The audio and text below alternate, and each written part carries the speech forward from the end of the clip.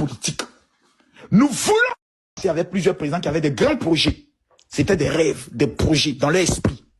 Lorsqu'a apparu un homme appelé Alassane Ouattara, l'homme qui concrétise, qui réalise et qui matérialise les rêves et les projets. 5 ans. Parce que c'était inadmissible que le président Alassane Ouattara ne soit pas présent lors de l'inauguration du premier métro en Côte d'Ivoire.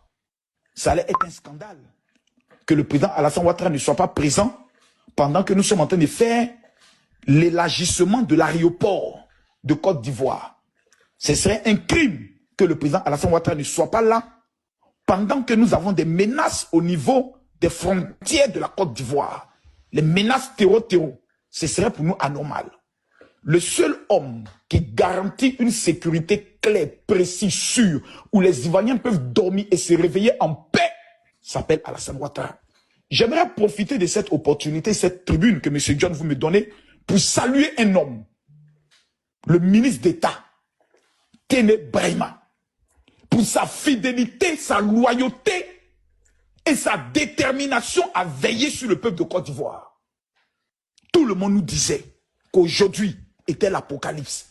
Dès qu'Alassane Ouattara annonce sa candidature, j'ai encore en mémoire les paroles de Johnny Pacheco. Si tu bandes comme Tama Robert, il faut annoncer que tu es candidat. J'aimerais l'informer. Merci pour ceux qui mettent Makosso fort. Que Alassane Ouattara est candidat aujourd'hui.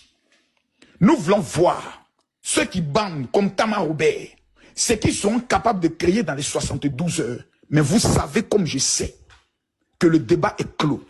Nous avons même des chefs de l'opposition, des secrétaires généraux, si je me trompe, qui ont déjà fui le pays, ils ont tchingué. Du coup, leurs cheveux sont devenus un coup blanc. Nous avons des grands leaders politiques, des grands économistes sur qui on comptait, qui commencent maintenant à insulter imbéciles. Tout le monde est bouleversé. Tout le monde est renversé par un syndrome qu'on appelle Alassane Ouattara.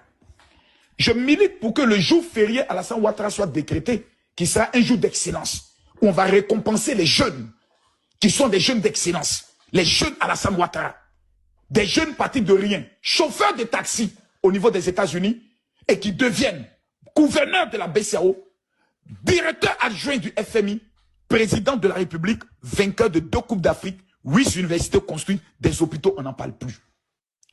On a demandé à l'opposition, on vous en supplie, nous-mêmes on veut vous soutenir pour ne plus que le vieux là soit encore président. On vous en prie, amenez-nous un